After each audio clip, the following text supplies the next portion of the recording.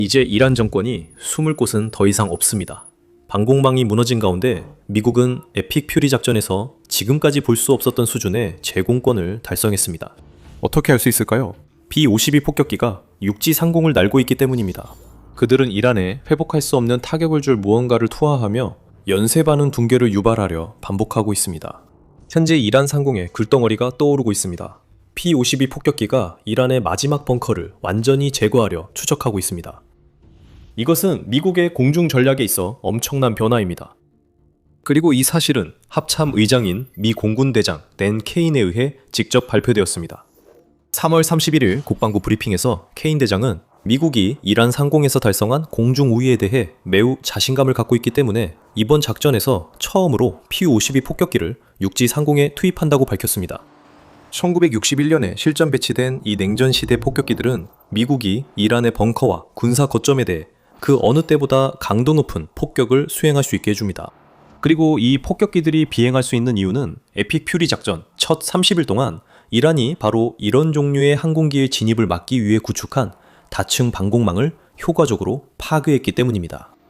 케인 장군은 공중 우위가 강화됨에 따라 우리는 성공적으로 최초의 B-52 내륙 상공 임무를 수행하기 시작했으며 이를 통해 적을 계속 압도할 수 있게 되었다고 분명히 밝혔습니다. 이러한 내륙 상공 임무에는 2000파운드의 엄청난 화력을 자랑하는 GBU-31 벙커버스터 탄약이 사용되었습니다. 그 폭탄들은 지금 이스파한의 주요 지점에 투하되고 있습니다. 계속 시청하시면 곧 알게 되실 겁니다. BBC는 예리한 관찰력을 가진 군사 전문가들이 이런 일이 일어날 조짐을 미리 감지했을 수도 있다고 보도했습니다. BBC는 미국의 이번 작전 변화의 조짐이 RAF 베어포드에서 포착됐다고 전했습니다. 이곳에는 이란 공격을 준비하기 위해 P-52 폭격기가 배치되고 있습니다. 케인이 그런 발언을 하기 불과 며칠 전 BBC에 따르면 P-52 등 항공기들이 이 영국 공군기지에서 제이뎀 폭탄을 탑재하고 이륙하는 장면이 목격됐습니다. 이 제이뎀이 현재 이란 상공에 투하되고 있습니다. 케인은 미국이 동적 표적화 전략으로 전환했다고 밝혔습니다. 이는 모든 항공기가 비행 중에 새로운 목표를 부여받고 경우에 따라 스스로 목표를 탐지하고 공격하는 임무까지 수행한다는 의미입니다. 이 모든 사실이 우리에게 말해주는 것은 미국이 더 이상 이란 상공에서 제공권만을 가진 것이 아니라 완전한 제공권을 장악했다는 점입니다. 결국 B-52가 이란에서 사용된 것은 이번이 처음이 아닙니다. 3월 4일 밀리터리 타임즈는 에픽 퓨리 작전 초기에 미국이 가장 오래된 폭격기로 이란을 공격했다고 보도했습니다. 하지만 만약 그렇다면 지금 우리가 보고 있는 것이 왜 이렇게 중요한 걸까요? 그 답은 이란을 변화시킨 것이며 그 변화는 케인이 P-52 폭격기 추가 도착을 발표할 때 쓴 핵심 단어 내륙 상공이라는 표현에서 드러납니다. 이전에 배치된 B-52들은 지금 이란에 투하하고 있는 벙커버스터 폭탄이 아니라 AGM-158 제즈머 순항미사일과 같은 스탠드오프 무장으로 무장되어 있었습니다. 이는 미국이 에픽 퓨리 작전 초기에 구형 폭격기를 여전히 조심스럽게 다뤄야 한다고 느꼈음을 의미합니다. 그들은 가까이 가지 않고 멀리서 공격해야 했습니다. 이전에는 센서를 다수 탑재한 F-35와 F-22 같은 미국의 스텔스 전투기들이 P-52 폭격기들이 안전하게 비행할 수 있는 항로를 찾아주고 P-52는 도착해서 탄약을 투하한 뒤 이란의 방공망이 따라잡기 전에 떠나는 방식이었을 가능성이 높습니다. 이제 상황이 달라졌습니다.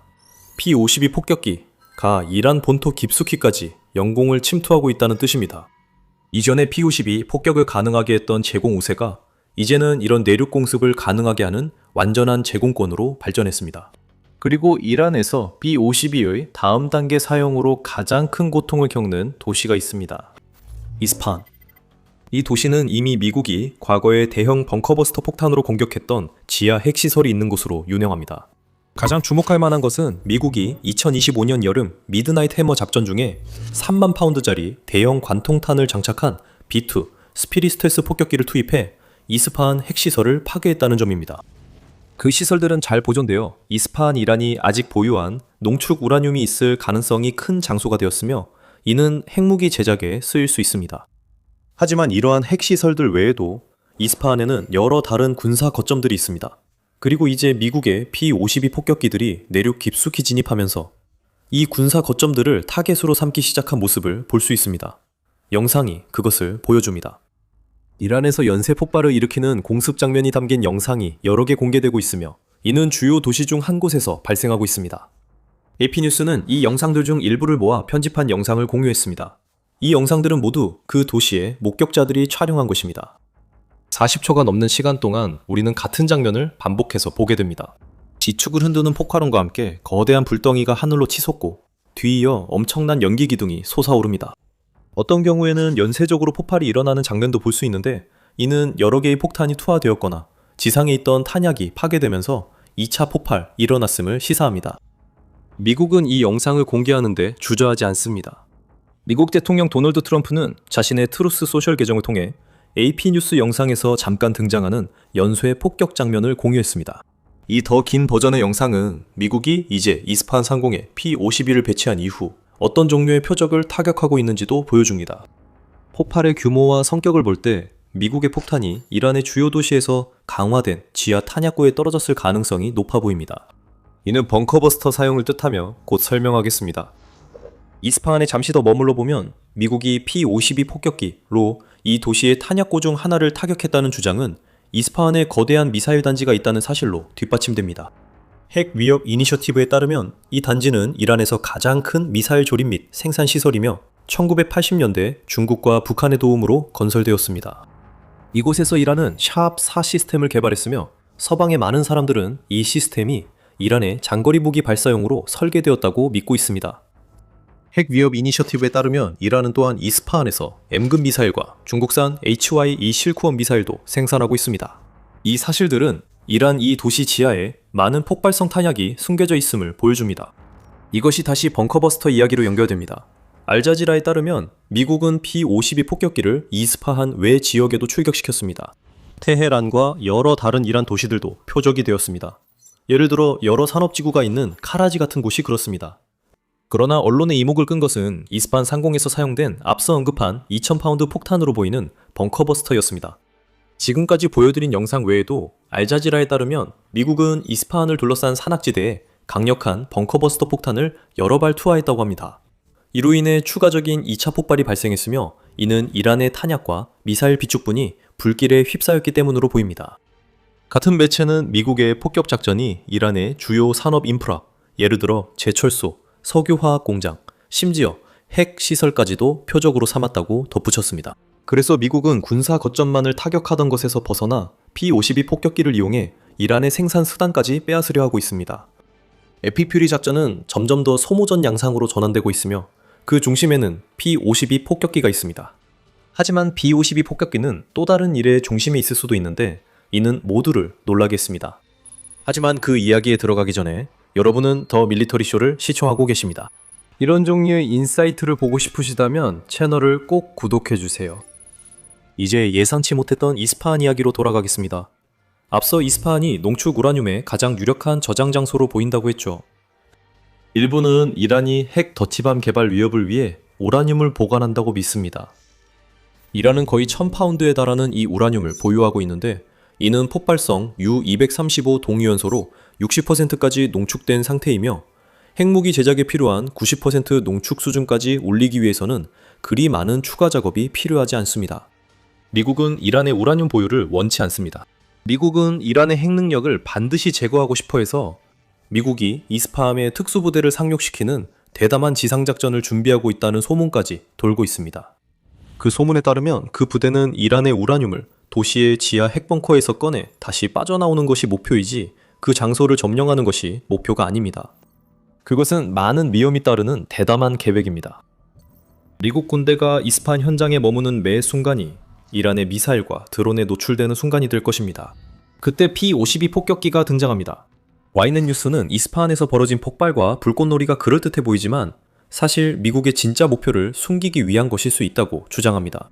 현재 도시에서 목격되는 것은 미국이 이스파한에 저장된 농축 우라늄을 매장하려 조직적으로 시도하고 있음을 시사합니다. 여기서의 생각은 P-52 폭격기의 벙커버스터 폭탄으로 이란 우라늄 저장소 터널을 붕괴시키려는 것입니다. 와이넷에 따르면 미국이 이 작전을 성공하면 이란은 1년 이상 그 시설에 접근하지 못하며 미국이 위험을 무릅쓰고 특수부대를 투입해 유해물질을 회수할 필요도 없습니다. 생각할수록 점점 더 말이 되는 이론입니다. 우리가 확인한 벙커버스터는 이란 탄약고 등 폭발물 저장 시설을 목표로 한 것으로 보입니다.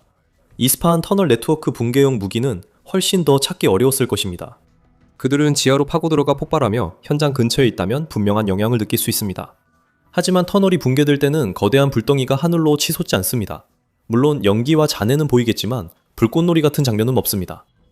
언론이 주목한 P-52 폭격, 이 사실, 미국이 P-52를 이스파한에 보낸 진짜 목적을 숨기려는 것일 수도 있을까요? 와이넷은 그렇게 생각하는 것 같습니다. 이 매체는 미국 폭격기들이 우라늄 자체를 파괴하지 않고 터널만 붕괴시키도록 정밀하게 공격을 조율했다고 주장합니다. 그리고 이제 그 우라늄은 100m, 거의 330피트에 달하는 단단한 암석 아래에 갇혀 있다고 전했습니다. 아마도 앞으로 며칠이 지나면 미국이 지금까지 우리가 본 인상적이고 분명한 결과들보다 훨씬 더 많은 것을 이뤄냈다는 사실이 드러날지도 모릅니다. 이란 역시 이스파한에서 미국의 P-52 폭격에 대응하려고 시도했습니다. 3월 31일 타임스 오브 인디아는 이번 공격에 대한 보도에서 이란이 이스라엘을 향해 미사일을 대거 발사하며 공격에 대응했다고 전했습니다. 하지만 대부분의 미사일은 요격되거나 개활지에 떨어졌고 즉각적인 인명피해 보고는 없었습니다.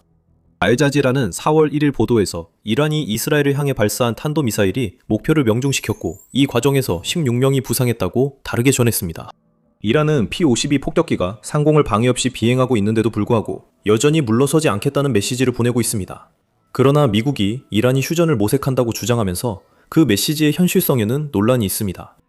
그 이야기에 들어가기 전에 우리는 이 모든 일이 어떻게 가능한지에 대한 질문에 답해야 합니다.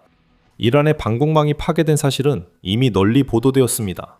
에피큐리 작전과 로어링 라인 작전이 시작된 지 일주일도 채 되지 않아 이스라엘 방위군은 이란의 방공 시스템의 80%가 파괴되었다고 보고했습니다. 좋은 출발점이었지만 완전한 제공권 확보에는 부족했습니다. P-52 지상 폭격을 위해선 더 많은 것이 필요했습니다. 그것은 좋은 출발점이었지만 지금 우리가 보고 있는 P-52의 지상 폭격에 필요한 제공권을 확보하기에는 충분하지 않았습니다. 그래서 미국과 이스라엘은 계속 잠식해갑니다. 3월 10일이 되자 K는 이란의 방공망에 대해 언급하면서 그들의 고급 지대공 미사일 시스템 대부분이 이제는 별 의미가 없다고 보고했고 미국 전투기들이 이제 비교적 자유롭게 비행할 수 있다고 덧붙였습니다. 그것은 이란에게 진짜 문제입니다. 전투기들의 자유로운 활동은 이제 훨씬 느리고 더 큰 P-52 폭격기들까지도 자유롭게 움직일 수 있게 되었는데 이는 전투기들이 이란의 가장 첨단 방공망을 무력화시킬 수 있기 때문입니다. 이란은 원래 P-52를 격추할 방공 시스템을 갖추고 있었습니다. 이란이 자체적으로 만든 바바르 373은 최대 탐지거리가 거의 200마일을 달하며 이는 P-52의 5만 피트 비행 고도보다 훨씬 높은 수치라고 아미테크놀로지는 지적합니다. 이란이 러시아에서 구입한 S-300 PMU-2 방공포대는 미국의 노후 폭격기를 타격할 수 있어야 하지만 실제로는 그렇게 할 수 없습니다. 그들이 할 수 없는 이유는 대부분의 방공포대가 파괴됐기 때문입니다. 미국은 공중 우위에 자신이 있어 P-52가 이란 어디든 자유롭게 비행할 수 있습니다. 이란의 일부 고립된 방공망이 남아있기 때문에 거의라고 말했습니다. 지상 기반 시스템이든 어깨에 장착하는 휴대용 미사일이든 이런 방공망은 여전히 위협이 될 수 있습니다. 하지만 바로 이런 상황에서 전투기들이 자유롭게 비행하는 것이 도움이 됩니다. 센서로 무장한 전투기들은 이런 위협을 탐지하고 파괴할 수 있으며 최소한 P-52 조종사들에게 정보를 전달해서 이란의 어떤 지역을 피해야 하는지 알 수 있도록 도와줍니다. 이스파한에는 이란의 실질적 방공망이 이제 없습니다. P-52 폭격기들이 그 도시를 계속 공격하는 것이 그 증거입니다. P-52 업그레이드가 최근 내륙 공습에 기여했을 수도 있습니다. 그중 핵심은 미 공군이 노후화된 폭격기를 위해 개발한 레이더 현대화 프로그램입니다. 비즈니스 인사이더에 따르면 P-52의 레이더 업그레이드는 전자전 대응 능력을 높여 이란의 방어 수단을 무력화시키고 있습니다. P-52가 새로운 레이더 시스템을 장착한 첫 페리 비행은 2025년 12월에 있었으므로 현재 이란 영공을 비행 중인 폭격기들도 이 시스템을 장착했을 수 있습니다. 이 모든 것이 이란에게 의미하는 바는 원래 이란의 다층 방공망이 손쉽게 격추했어야 할 폭격기가 이제는 그 방공망이 더 이상 존재하지 않기 때문에 원하는 곳 어디든지 비행할 수 있게 되었다는 것입니다. P-52가 스탠드오프 무기를 탑재한 채로 배치될 때도 이미 그것은 문제였습니다. 7만 파운드의 탑재 능력을 가진 미국에서 가장 오래된 폭격기는 한 번에 미국 공군의 어떤 무기보다 더 강력한 화력을 투하할 수 있습니다. 이제 그 막대한 탑재량이 P-52의 유명한 다재다능함과 결합되고 있습니다. 이 공군 자체에서도 P-52가 미국 항공기 중 가장 다양한 무기를 탑재할 수 있을 뿐만 아니라 더 많은 양을 투하할 수 있다고 밝히고 있습니다. 중력 폭탄, 정밀 유도 미사일, 제이뎀, 벙커버스터, 집속탄, 기뢰, 심지어 핵탄두까지도 이 괴물 같은 항공기에 탑재할 수 있습니다. 그래서 B-52가 상공을 비행하고 있다는 것은 이란이 다음에 어떤 위협에 직면할지 결코 알 수 없다는 의미입니다. 에피퓨리 작전에서는 원거리 타격 무기가 쓰였고 최근 이스파한에서는 벙커버스터가 사용된 듯합니다. 내일은 다른 무기가 동원될 수도 있습니다. 실제로 화력이 투하되기 전까지는 예측할 방법이 없고 그것이 이란 정권에게 큰 문제입니다. 이런 임무가 바로 B-52의 존재 이유입니다. 이 비행기는 세계에서 가장 화려하지 않습니다. 아무도 F-35나 B-2처럼 세련되고 스텔스 기능이 있는 항공기만큼 B-52에 감탄하지 않습니다. 하지만 F-35와 B-2감이 공군의 메스라면 B-52는 철거용 쇠구슬입니다. 그리고 이란처럼 방공망이 완전히 무너진 나라에서는 그 해머는 계속해서 휘둘러질 수 있습니다. B-52의 다재다능함 덕분에 이제 미국이 실행하기 시작했다고 케인 씨가 말한 에픽 퓨리 작전에 동적 표적화 임무에도 참여할 수 있는 선택권이 주어집니다. 이란은 미국 B-52에 맞설 실질적 선택지가 없습니다. 여기서 작전 양상이 또 한 번 바뀔 수 있습니다. 앞서 언급했듯이 미국 대통령 도널드 트럼프는 이란이 P-52가 떠 있다는 걸 알고 휴전을 원한다고 주장했습니다. 그는 트루스 소셜에 이런 내용을 올렸습니다. 이란 새 정권의 대통령은 이전 대통령들보다 훨씬 덜 과격하고 훨씬 더 똑똑하다며 미국의 휴전을 요청했다고 밝혔습니다. 트럼프는 이란이 호르무즈 해협을 열면 미국이 휴전을 검토하며 그 전까지 P-52 출격이 이어진다고 했습니다. 하지만 반전이 있습니다. 트럼프가 미국이 이란과 협상을 시작했다고 주장했을 때 이란이 미국이 자기 자신과 협상하고 있다고 했던 것처럼 이번에도 이란 정권은 휴전 요청이 전혀 없었다고 밝혔습니다. 3월 31일 보도에서 JA는 이란 외무장관 아바스 아락치가 자국은 휴전을 원하지 않는다고 말했다고 전했습니다. 이란이 원하는 것은 적대 행위의 완전한 종식과 함께 향후 공격이 없다는 보장, 그리고 에피크리 작전 동안 미국이 지금까지 입힌 피해에 대한 보상입니다. 미국이 이러한 조건에 동의할 가능성은 매우 낮아 보이기 때문에 휴전이든 더 영구적인 것이든 어떤 중단에 대한 논의도 시기상조일 수 있습니다. 아니면 그렇지 않을 수도 있습니다. 또 다른 반전으로 트럼프는 어떤 합의도 필요하지 않을 수 있다고 선언했습니다. 4월 1일 BBC는 대통령이 자국이 2, 3주 내 이란에서 임무를 끝낼 수 있다고 믿는다고 보도했습니다. 이는 이란이 협상에 응하든 아니든 미국은 이란이 핵무기를 만들 수 없다는 확신이 서면 기꺼이 철군할 것임을 의미합니다. 우리는 그들을 15, 20년 후퇴시켰고 그들은 해군, 군대, 공군이 없습니다. 트럼프는 이제 핵 문제만 남았다고 주장합니다. 아마도 P-52 폭격기가 답일지도 모릅니다. 와인의 주장대로 벙커버스터가 이란 터널 네트워크를 붕괴시켰다면 이란은 농축 우라늄에 접근하지 못할 수도 있습니다. P-52 폭격기의 추가 2, 3주간의 공습은 생산시설과 원심분리기를 파괴할 수 있으며 트럼프가 수십 년 후퇴했다고 주장하는 이란 군대에 더 큰 피해를 줄 수 있습니다. 이제 P-52 폭격기가 마지막 이란 벙커를 완전히 소탕하는 것만 남았을지도 모릅니다. 그들이 성공하면 어떤 합의도 미국에 큰 의미가 없을 겁니다. B-52는 미국이 현재 제공권을 장악한 이란에 투입할 수 있는 유일한 구식 항공 플랫폼이 결코 아닙니다. A-10 오토그의 강한 타격에 이란 정권은 세상의 종말이라 생각했습니다. 시공 능력과 다양한 무장 탑재 능력을 결합한 이 공격기들은 지금 이란에서 작전을 수행하고 있습니다. 모든 정보는 영상에서 확인할 수 있습니다. 이 영상이 마음에 드셨다면 오퍼레이션 에픽 퓨리 분석을 더 보시려면 더 밀리터리 쇼를 구독하는 것을 잊지 마세요. 시청해주셔서 감사합니다.